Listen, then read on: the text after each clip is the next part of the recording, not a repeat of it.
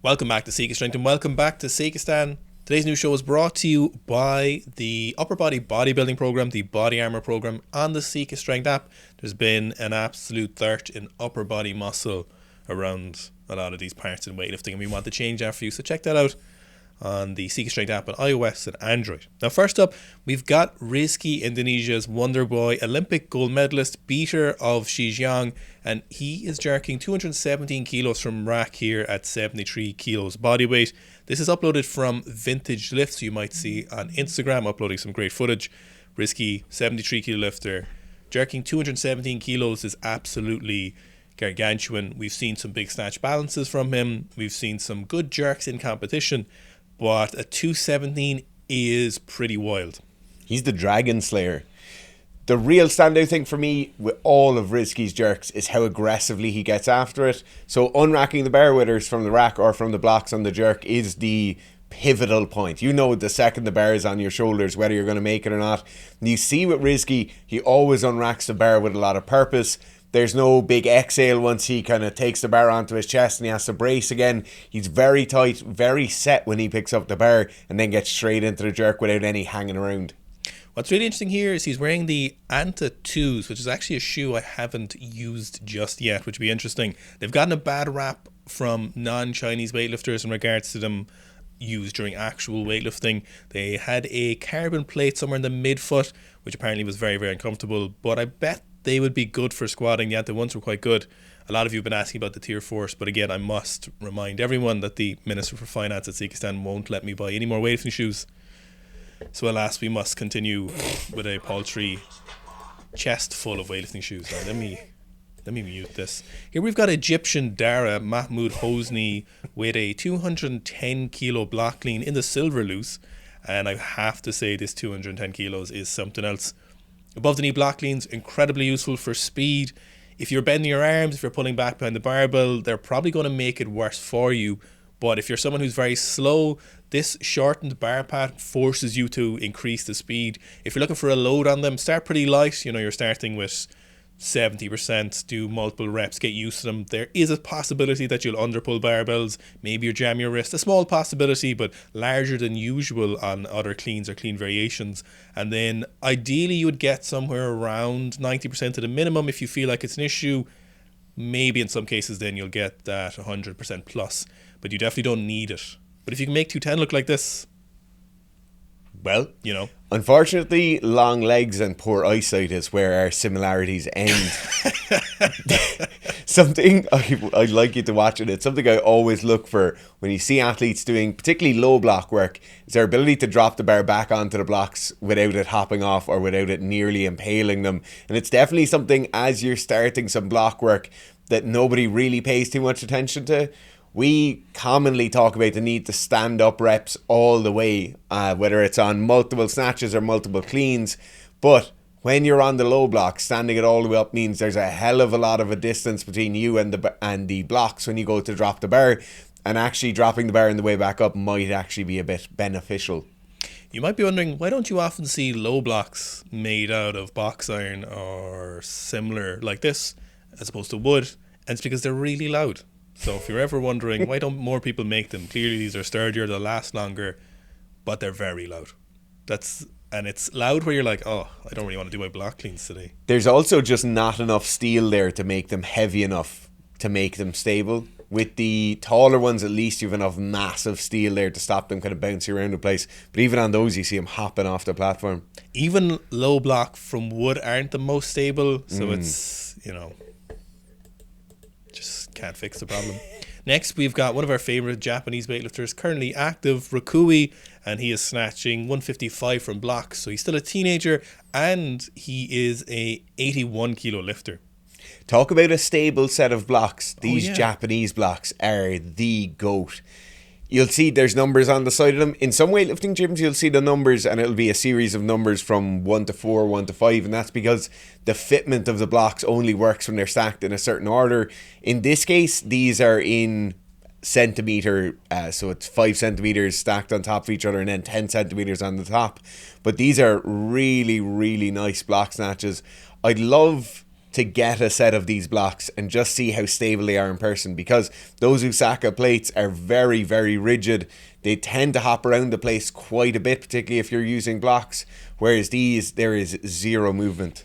See, the thing with the wooden blocks, just to continue this oddity specific conversation, is that for most people, when you make wooden blocks, you're using the cheapest timber you can get. Sometimes you're not even using timber planks for, say, or raw timber. You're using MDMF or plywood or something, which is generally not that dense, whereas these look to be, and probably should be, a bit more of an expensive type of wood. And if anyone is working with wood, you'll know wood is outrageously expensive. So if you're building blocks for your gym or your home gym, you're probably not going to want to drop 400 or 500 euro possibly for a block.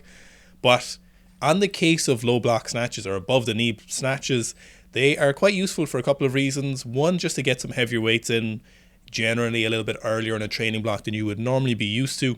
So for example, someone you might see use this a little bit is Miso Asana from Qatar. It's one of the reasons he said he uses the higher block snatches is at the start of a training prep, when he's getting back into shape, he uses these high block snatches to get a feel for the heavier weights and obviously practice some skill aspects.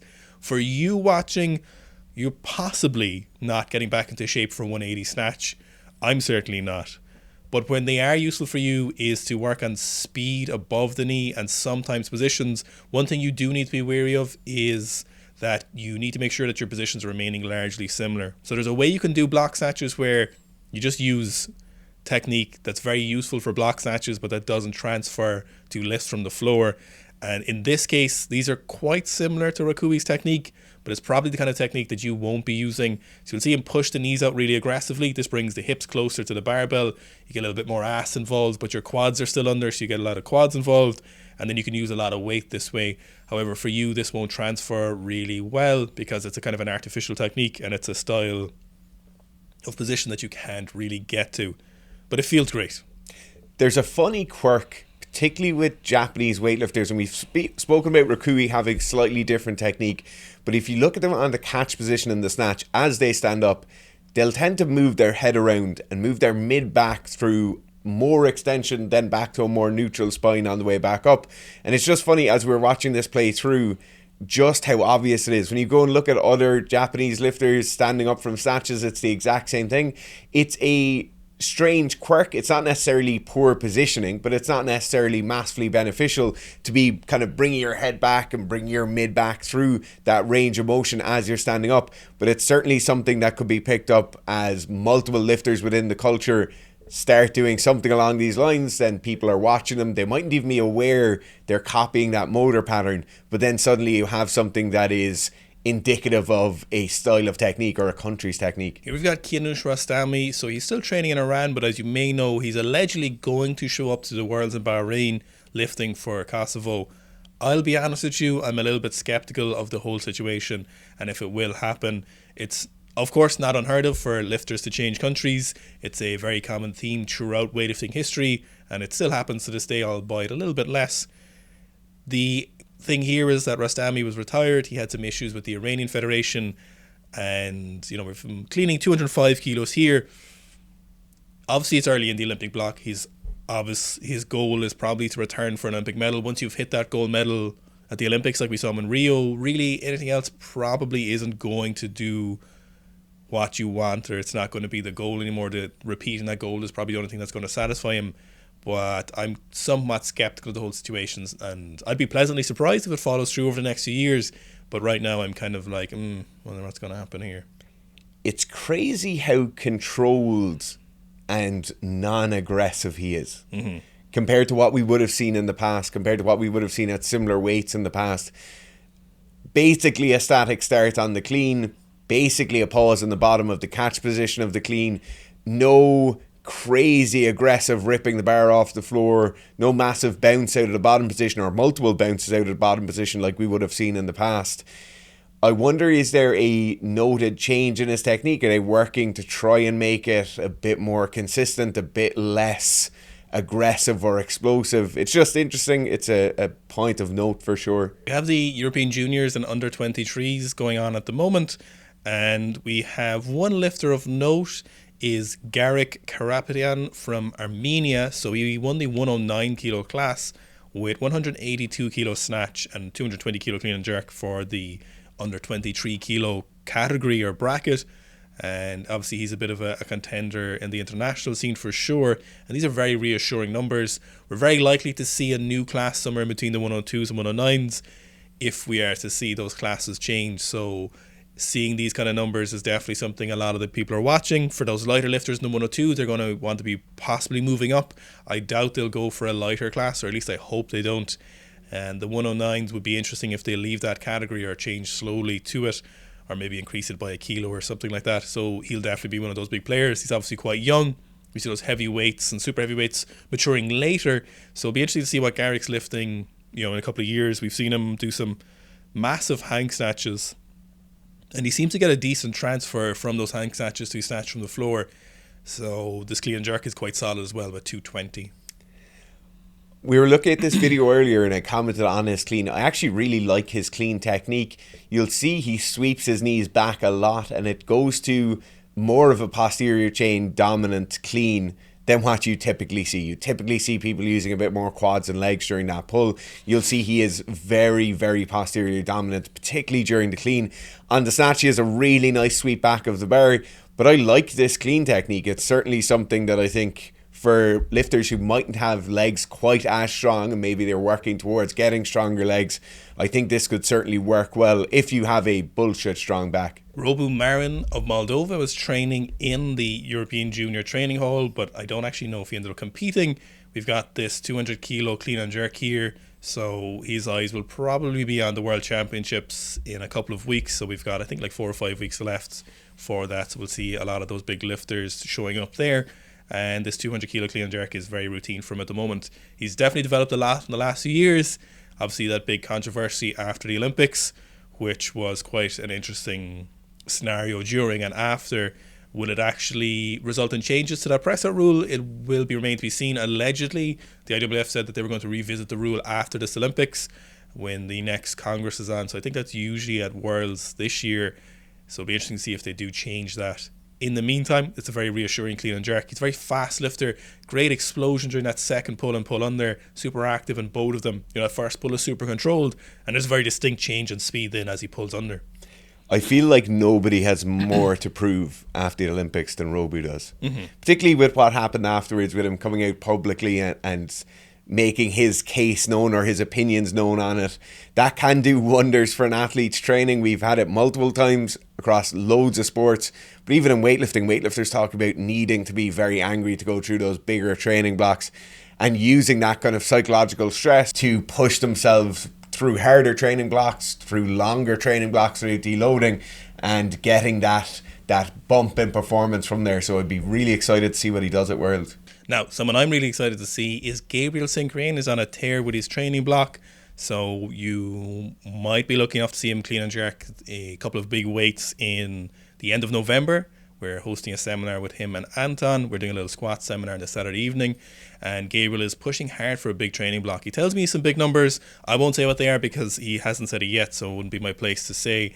But he's already back at 150, 180. And I'll be honest with you, I haven't seen Gabriel in this good a shape since probably the time he came to Ireland and did 170, 200. Did he clean 210 as well? So I haven't seen him in that kind of shape, and he seems to be on a big tear. He's told me what his goals are, and you'd be flabbergasted. He's certainly capable of doing them, so I'm very excited to see where this is going. This is essentially the first block of training that he started. I hope you've been following his training on YouTube. It's been great to see that. We've seen him missing 130 like 6 weeks ago or barely making it, and now he's at 150 and he's looking as good as ever. So it'll be really interesting to see where this all goes. He's a one of a kind. This is really what we're talking about when we talk about genetic talent, people just being so far ahead of other people. Even in the Q&A last Saturday when people are asking questions about what their limits could be, when you get these unicorns like Gabriel, people who are insanely talented, you really can't quantify just how much better they are than everyone else. Gabe, as Owen was saying, 5 or 6 weeks ago, is just getting back into training and he's already hitting these weights. It's absurd. Obviously, we're around really talented people all the time. You'll see incredibly talented people on the weightlifting side of the news show all the time. But when you see someone like this, a kind of once in a generation lifter, it really puts into context how big the gap is from very talented international weightlifter to incredibly elite level international weightlifter, and Gabe is certainly up there with those. It's just absurd how fast he progresses, how consistently he progresses from week to week as well. Definitely watch those training vlogs, definitely following him on Instagram, because it's unbelievably impressive. Next up, we've got Antonio Pizzoletto with his 290 kilo back squat. Interestingly, to continue the comparison with him and Carlos, we seem to have seen Carlos's best back squat as 290. This does seem to be pre-Olympics. He had a photo up the other day of him in hospital for some reason, so I'm not sure if this is recent. I'd imagine this is pre-Paris. 290 kilos as an 89 is obviously a gargantuan squat. There's a lot of great things about this particular squat, but one thing I'd really like to draw your attention to is the whole upper back position, including the rack position, the barbell. We've talked about this a little bit recently. The wrist angle is super important and how it transfers to the rest of your back musculature.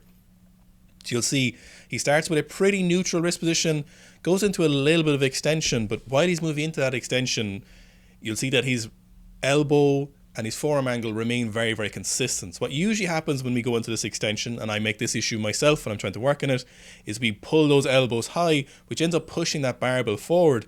But you'll see his elbows remain really rigid. We'll see that upper back musculature compacted together.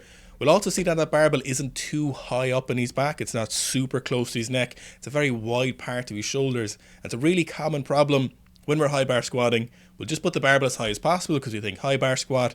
We won't really tighten up the upper back. We'll brace and we'll get the right coordination with our lower body, but we're not really in a strong position with the upper back, because in the high bar squat, we can keep it there quite well without a huge amount of tension. But it's often something that'll be limiting you a lot is not having enough tension in that back position, and keeping these elbows rigid in the same angle throughout, not letting them come forward or back, is a very common issue. And Nino does a great example of showing it here with maximal weight. Another interesting point here is you see the big TV screen in the back, which has basically a 45-degree angle on every platform being recorded for a training session. Now, in my opinion, this is a really, really good move from the coaches. So you're not worried about having to get a camera out or a phone out during training sessions. You're not worried about having to set up a tripod. You just have constant recording on all of your platforms from the correct angle. And then coaches during the session themselves can observe, give coaching cues, make changes to the session, but then afterwards they can review the entire session without any breaks, without having to clip multiple videos together. And I assume they'll have some sort of sports analyst there who will clip the entire lifter session together, and then they can flip through between the exercises. So it is interesting. It's a noted improvement from what most of us will be doing in weightlifting training sessions, trying to video individual lifts. It's also a noted improvement on what most international teams have. Very few people have this kind of setup in their training halls. On that note of, say, supportive staff in a training center or in a team, for example, a lot of you guys ask us routinely about how you got jobs in the S&C world, or about getting a job, or any advice. And one thing I would consider, or ask you to consider looking at, is a supportive role that's not necessarily a coaching role or assistant coaching role.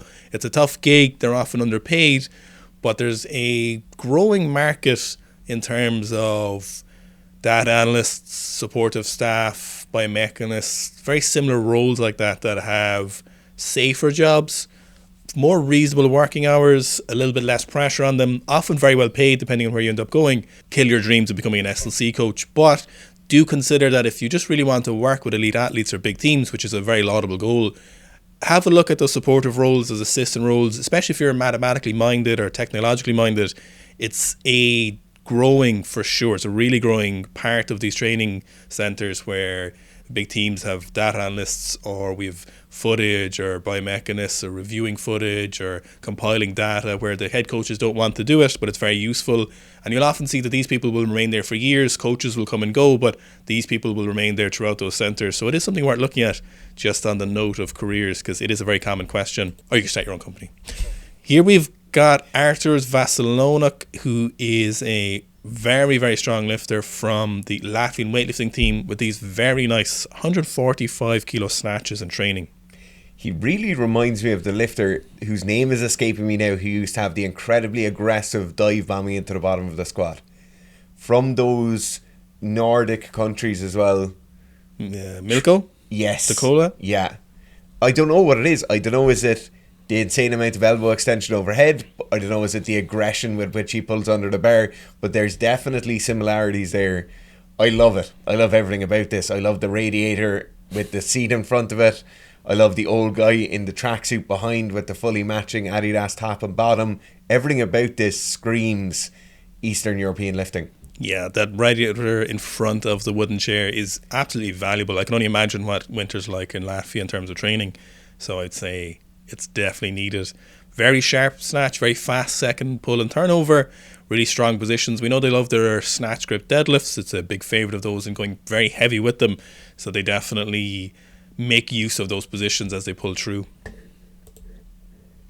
Moving on to the strength section of our new show, we've got Rondell Hunt, or deadlift lowers. He calls himself the total specialist with some big lifts here. We've got a 385 kilo by 3 deadlift and a 240 kilo by 3 bench press. Now the deadlift is really interesting because he's doing a full reset between each one of those reps. He does the first 2 reps with his hook grip and then moves to straps on the last one. Now, normally if you were to see this or you'd look at this, you'd be like, oh, that's not a triple. Or if someone posted this with a lighter weight, you might get people calling for it. But there's still massive strength adaptations going on here. This is very much a triple. There's a lot to be said for competition lifters doing this, resetting between each one of the reps. How much of a difference would it make in the end? You know, it's hard to say. There is some weight loss potentially if you're doing not necessarily touch and go reps, but reps where you are immediately following through and not resetting. So in terms of technical consistency and reliability in competition, this is probably going to give you a little bit of an edge when you're going for those heavier deadlifts, and it's going to reinforce your start position, your pre-performance routine, and your technique all the way through those heavier deadlifts when you're resetting each time. So there is a lot of benefit to that. But then there's a flip side where if you were just strapped in for this and you're moving that weight a little bit faster, a little bit more efficiently, you might move a small bit more weight, which on the other hand could then end up helping you in training. It's worth looking at something in your training if you feel like you're often missing deadlifts in competition that are not necessarily strength related, but ones that you should be able to make. Do give a look in at resetting between each one of your heavier days. So maybe if you have a top triple, or you know you're coming towards your latter towards the block where you've a couple of sets of 2s or 3s, do consider looking at it. Maybe discuss with your coach if you have a coach, where you just reset between each one and see does it transfer better into that competition.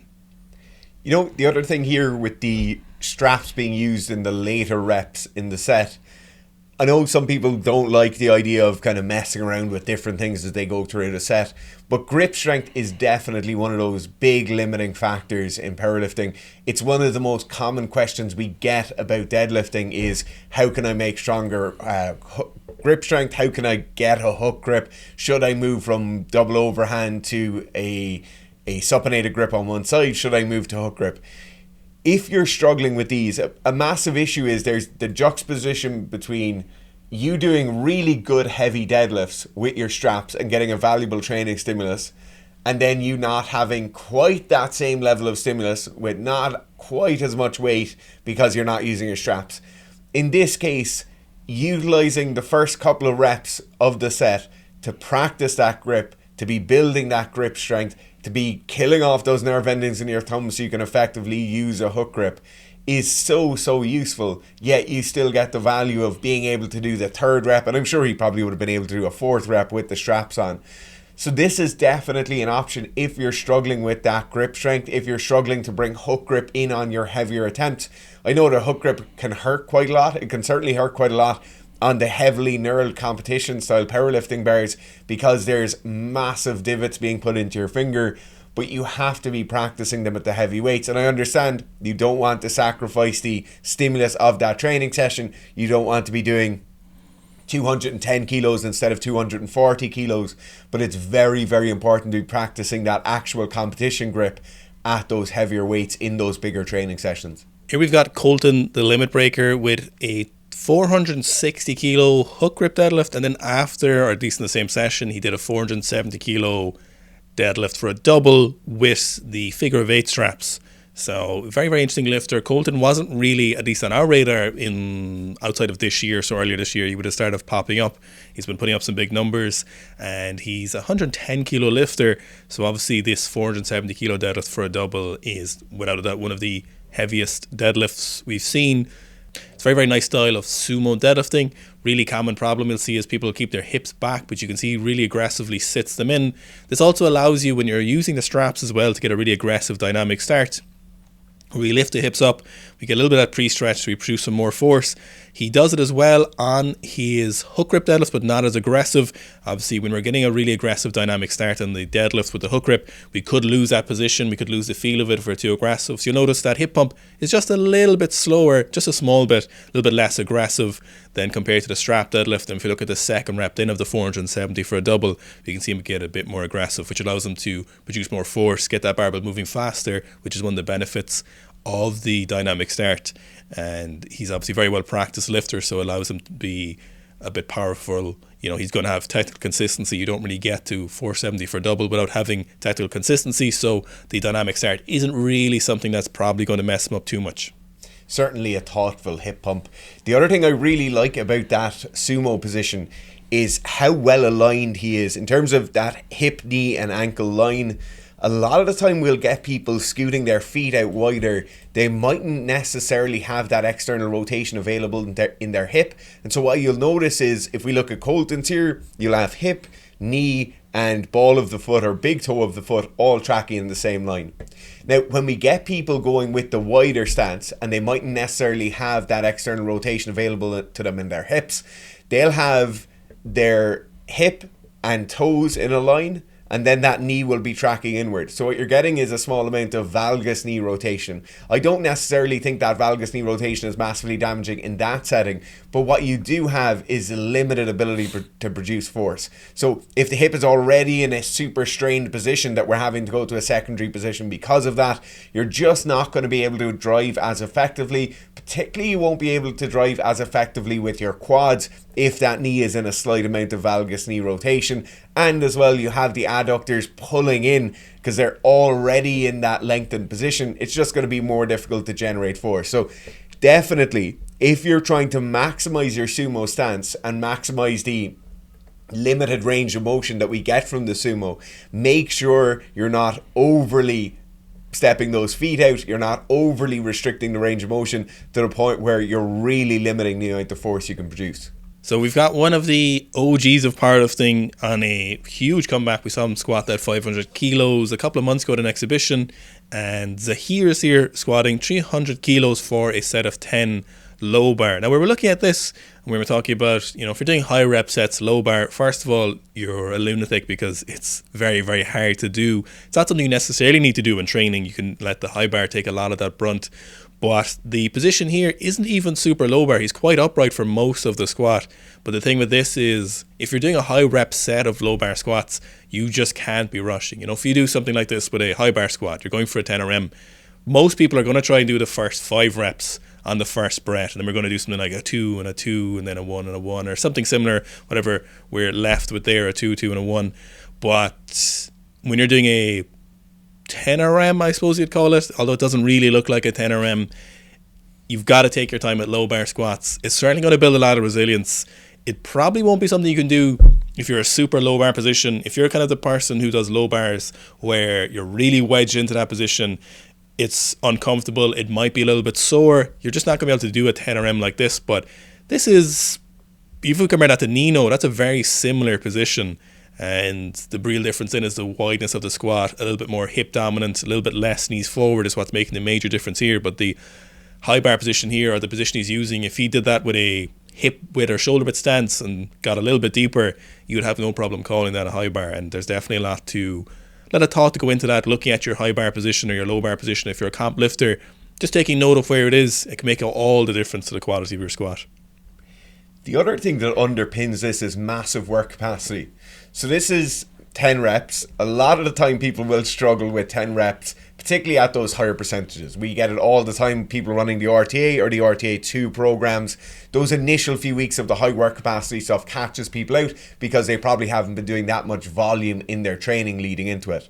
In this case, you'll see no massive difference in the amount of rest he takes in between his reps. So basically, he has the exact same setup every single time. That shows us that he has an incredible level of work capacity. If you're someone and you blast through the first few reps and then you're really out of breath, you're having to take 2 times or 3 times more rest in between those 7th, 8th, 9th reps, you're really going to struggle to get that work capacity piece done at the start of your training cycle. So in this case, he's clearly quite well adapted at the moment to the high volume work, and it will make a massive difference as you go forward through your training cycle if you just allow yourself a bit more time in those work capacity blocks to build up that capacity and just make yourself a small bit more fit, even though we commonly don't think of it as a style of fitness, that kind of ability to do reps at squats. He said he wants to break the record and do 525 kilos, which if there's a man to do it, I think there's definitely a possibility of him doing it. Next up on the athlete section of the news show, we've got a clip that you've probably seen. A lot of people sent this in, and this is Saquon Barkley, who we've definitely seen on the news show before. We've seen him with his massive power cleans, 190 odd kilo power cleans. We've seen him squatting with the Earthquake barbell, and from the outside looking in at the NFL, was somewhat of a controversial figure, people counting him out. Last year, I believe his ACL basically exploded and he was on the comeback from that. It seemed like people kind of wrote him off, said he was a bit of a freak but not great on the pitch. But looking at this is definitely one of the most impressive feats of athleticism I've seen in a long time. This is absolutely insane. So just look at the first one, that plant and spin around. All the time we get questions about single leg work, double leg work, the amount of force people need to be producing in the gym. And this gives you the ultimate example of why you need to be doing both the big heavy bipedal exercises, but also that single leg work and building the ability of that leg to work on its own, the coordination within that system. And you'll see it there. He's absolutely sprinting and plants his entire body weight down onto his left leg, then basically hops back off it in a split second and is able to rotate back around. Now, in the case where we're just heavily leaning on our bipedal work, just doing back squats, just doing power cleans, you're not going to build that level of coordination, balance and stability within that single leg. And so it's absolutely vital you're still doing your Romanian split squat or Bulgarian split squats, your front foot raise split squats, walking lunges, all of that work. The other thing I'd like to talk about is the ability of him to bring his hips into flexion as he's jumping. So when we're programming jumps, when we're looking to introduce plyometrics and the box jump is being used, we always talk about the importance of you actually bringing your entire body mass up. So it's not just about jumping onto a box as high as you possibly can and pulling your feet up into this deep squat position. But in this case, we see the importance of being able to jump up and pull your feet up into that higher squat position. So he does a very nice vertical jump as he's running backwards, but he's also able to pull his feet up into him. It just displays an insane amount of athleticism and the need for well-rounded training of athletes, not just doing what they're going to be doing in the run-of-the-mill usual plays on a field. Next up, we've got Andrew Porter of the Irish rugby team, and he looks to be squatting something like 240 kilos here. Andrew is a big proponent of using strength training in the gym. It's something he uses both from a personal preference but also for his on-pitch game, and he's a very, very good squatter. We see him typically squatting a low bar position, which is something you'll see quite frequently with rugby players. Nice depth in these, really consistent. We've seen him back squatting 240 before. I think we saw him do 230 kilos for 8. 1 rep max, I couldn't guess. I'd have to imagine north of 280, maybe closer to 300 kilos. And it's something we've definitely used with rugby players before, a low bar position, but getting reasonably deep below parallel on these, especially if we get them into a pair of, weightlifting shoes, potentially knee sleeves and belt. It's a question we also get commonly asked is, should I be using a belt? Should I be using knee sleeves in rugby? Should I be using squatting shoes? And generally the answer for all of these is yes, for the most part. If you can move more weight over a good solid range of motion, especially if you're not in pain, at the right times of year, specifically in your off season, and if you can maintain some of that in the in season, there's big benefits. Now, there's great benefits to training without the equipment, but for the most part, if you're trying to push your rugby, moving a heavier load is very, very beneficial. There isn't really any negatives of using, a pair of SPD sleeves, a pair of weightlifting shoes, potentially a belt. You're going to move bigger weight. You're going to move them at better quality.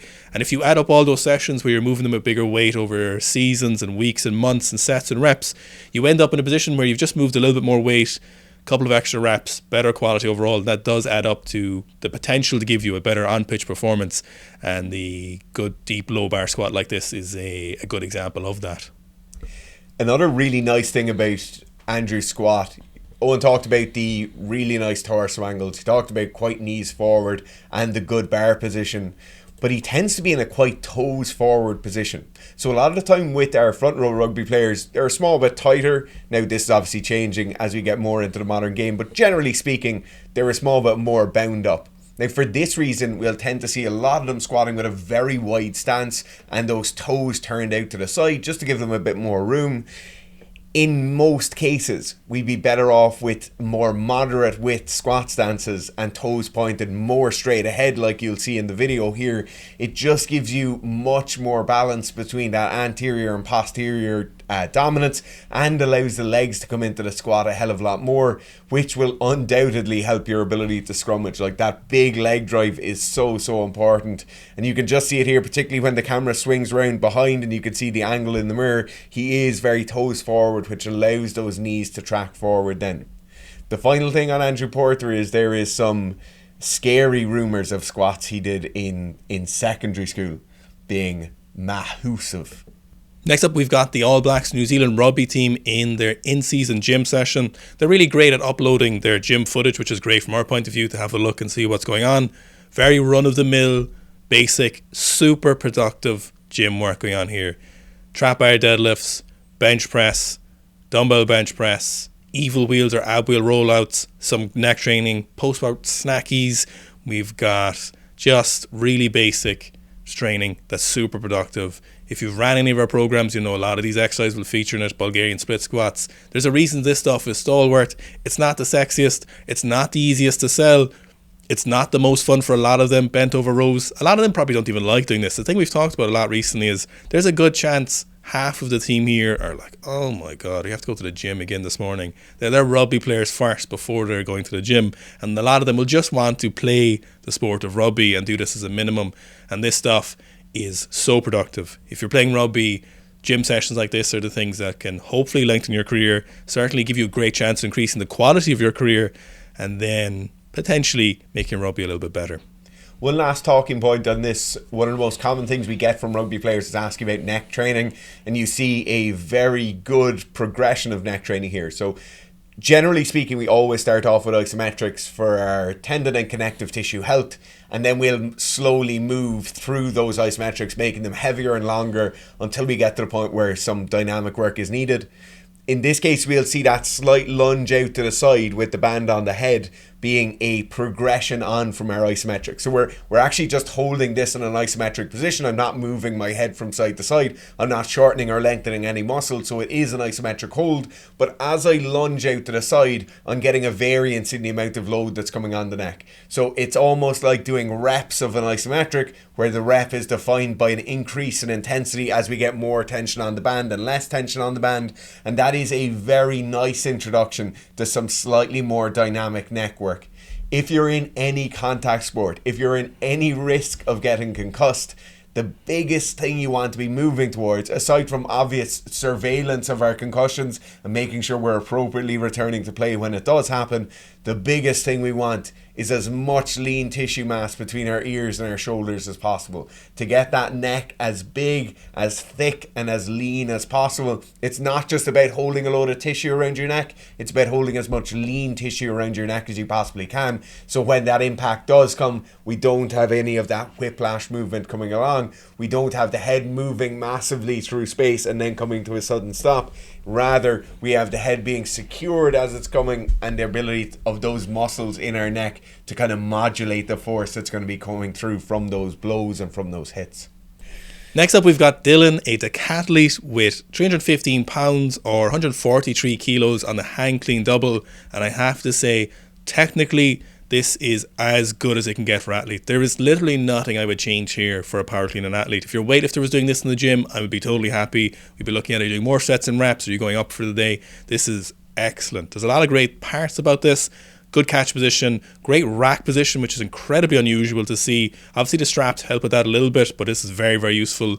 No over contacting. He's not smashing the barbell with his hips. He's not rowing the barbell into his hips. He's making a superb extension here. Now you might look at the catch position and be like, oh, that looks like a really wide catch position. But this is actually a bit of a common error that people make in the assumption that your power clean catch position is the exact same as your full clean catch position. But that's not actually the case. What you need is the ability to miss a power clean into a full clean.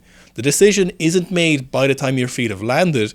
Your body is autonomously making that decision to catch the full clean as you're pulling under before your feet have landed. So good lifters aren't catching and going, oh, it's time for a full clean now. It's as you're transitioning under. This is very autonomous. A lot of times you'll see people doing it as they'll catch a full clean and they won't really know until they've done it that it's usually happening. Now obviously you can go too wide for sure, but looking at this looks very, very safe. There's great knee tracking. Don't see any major knee valgus, which may or may not have a potential for issue. Look, we have seen some people injure their knees with super wide catches. There was the thrower last year, hang power cleaning 215, and I believe he dislocated his knee on one of the attempts and he was catching very, very wide. But looking at this does not say this to me at all. This looks like a great catch position.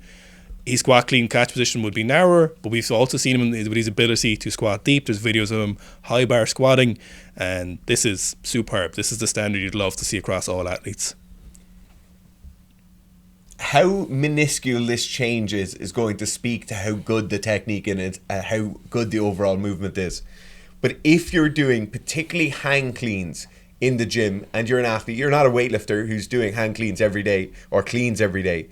If you're doing them, long pants is always better. That transition from the barbell sliding easily on the nylon or the polyester of your shorts onto the skin, and the possibility of that getting caught and developing some friction on the pants is actually an important thing, because what we'll notice is as we get S&C athletes in, as we get people in who need to do some hang power cleans, one thing you'll notice is as that bruising and as that redness starts to develop on the fronts of the quads, they'll start just hanging the barbell out in front of them. They'll start not bringing the bar in as close as it should be. They'll stop making contact, and a lot of that can be alleviated by wearing tracksuit pants or tights or skins or whatever that is. So it is something you should be aware of. If you notice your athletes are starting to develop bruising or redness or soreness on the fronts of the quads, or maybe you're starting to see them swinging the bar out in front and missing contact, that can definitely be a case. Here, there's absolutely no issue, but it is something to be aware of.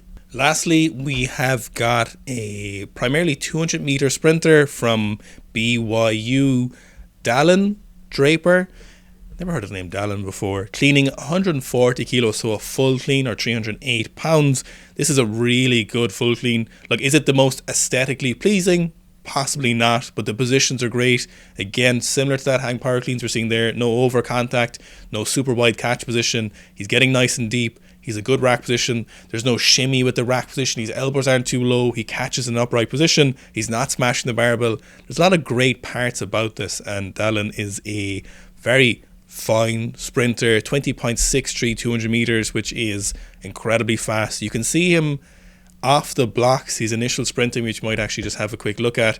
You'll see his ability to put power in from the start is quite strong in his acceleration, his strong legs. This is something we've been talking about a lot as well, is that for a lot of people, sprinting, strength training is incredibly useful. And it's so strange that we see in some parts, in some communities in sprinting, that strength training or lifting weights is seen as like an absolute no-no. It's going to be a detrimental.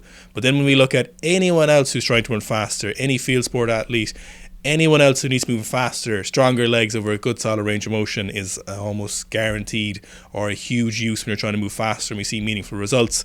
And the disconnect between why would you not want stronger legs if you're running in a straight line as opposed to a pitch is quite interesting, but a very nice clean. And I can't think of a heavier video of a sprinter, just an all-out sprinter with a heavier full clean. We might have seen some heavier power cleans, but this is very, very interesting.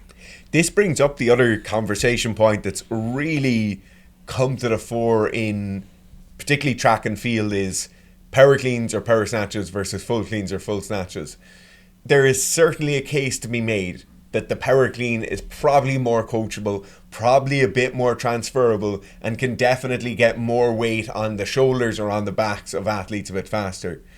But there is undoubtedly an added advantage to the full clean being there. We always talk about the ability to control yourself through an entire range of motion.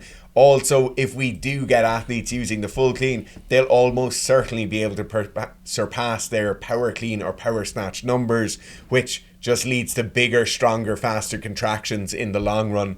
And then the last thing I think is having athletes who are capable of going through that range of motion should make them a small bit more robust against injury. So it's not necessarily a thing of it's a direct one-to-one. Our power cleaners get injured way more, our full cleaners never get injured. But there's certainly a case to be made that if you have an athlete who you are able to coach through not only a full depth back squat, but a full depth catch position on a clean or on a snatch, they are certainly a small bit more physically literate, and they should be able to control themselves slightly better than somebody who's not able to do the same thing with the same relative weights. So it is an interesting conversation point. It's certainly something that over the next 5-10 years I'm sure we'll get slightly better answers on, but it is something that should be on the forefront of your coaches or coaching staff's brains. Are we missing out on something here by not doing the full clean?